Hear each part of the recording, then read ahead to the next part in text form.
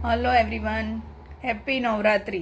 આજે નવદુર્ગા પૈકીના પ્રથમ દુર્ગા એવા માં શૈલપુત્રીનું પૂજન નવરાત્રિના પહેલા દિવસે થાય છે અને કદાચ એ જ કારણ છે કે એક જ દિવસે તેમની પૂજા થતી હોવાથી ધીરજના દેવી એવા માં શૈલપુત્રી થકી મળતા ધૈર્યની લોકોમાં કમી જોવા મળે છે। તો આ દિવસે આમની આરાધના કરવાથી એ આશીર્વાદ તમને જરૂરથી મળે છે। નવદુર્ગા પૈકીના પહેલા દુર્ગા એવા માં શૈલપુત્રી સૈકાઓ પહેલાં એમના ગુરુકુલમાં સ્થાપના થતી અને તેમની પૂજા સાથે અભ્યાસનો આરંભ થતો। ધૈર્યનું પ્રતીક સમાન માં શૈલપુત્રી ચંદ્રને પણ કાબૂમાં રાખે છે અને ચંદ્રનું પ્રતિનિધિત્વ કરે છે। માનવ શરીરમાં માં શૈલપુત્રીનો વાસ મૂળાધાર ચક્ર એટલે કે રૂટ ચક્રમાં છે, જે ધીરજની સાથે સાથે માણસને કામ વાસના અને દુન્યવી સાધન સંપન્નતાનો અનુભવ છોડાવે છે। શૈલપુત્રી નામ શું કામ પડ્યું? તો એના માટે એક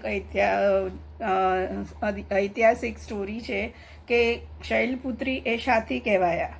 તો શૈલરાજ હિમાલયના દીકરી હોવાને કારણે શૈલપુત્રી તરીકે ઓળખાતા આ પ્રથમ દુર્ગા અગાઉના જન્મમાં શિવજી સાથે વિવાહિત હતા। તેમનું નામ સતી હતું।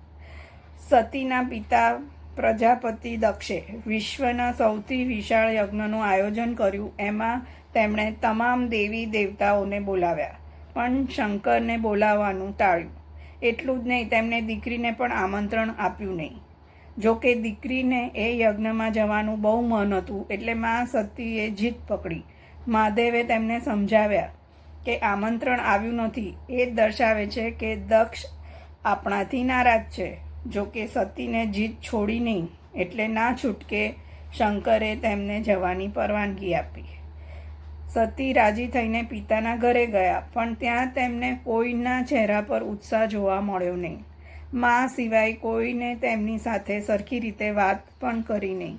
પોતાની થતી એ ઉપેક્ષા જોઈને દીકરીએ તો મન મનાવી લીધું, પણ પતિનું વારંવાર થતું અપમાન તેનાથી સહન ન થતાં યજ્ઞના આરંભ સાથે જ તેમણે પોતાની જાતને આહુતિ બનાવી યજ્ઞાગ્નિ એટલે કે સ્વયંમાંથી અગ્નિ જન્માવીને પોતાના દેહનો અંત આણ્યો। એ સમયે ત્યાં હાજર રહેલા એકમાત્ર શૈલ રાજા તેમને રોકવાનો પ્રયાસ કરતા રહ્યા, પણ એમાં તે ઊણા ઉતર્યા।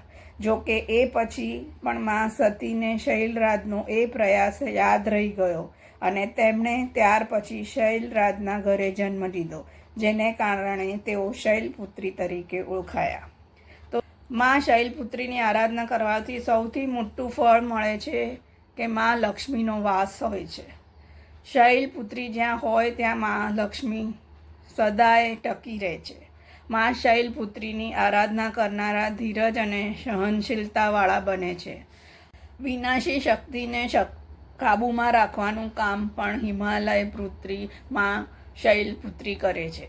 જે રીતે હિમાલયને અડીખમ ઊભો રાખવાનું કામ કરે છે, એ જ વ્યક્તિને પણ આત્મવિશ્વાસ સાથે અડીખમ ઊભો રાખવાનું કામ કરે છે અને સાથોસાથ તે સાચાનું સાચું કહેવાની હિંમત પણ આપે છે। તો આજે માં શૈલપુત્રીની આરાધના કરીએ તો એનો મંત્ર છે ઓમ દેવી શૈલપુત્રે નમઃ। સો આ માં શૈલપુત્રી હંમેશા જ્યાં હોય છે ત્યાં દીકરીઓનું એમનો આશીર્વાદ હોય છે। એ ઘરમાં દીકરીઓનો જન્મ થાય છે અને ત્યાં હંમેશા લક્ષ્મીનો વાસ રહે છે। તો આજે આપણે આ થોડું જાણ્યું, કાલે આપણે બીજા દિવસના માતાજીનું ડિટેલ જાણીશું। Thank you.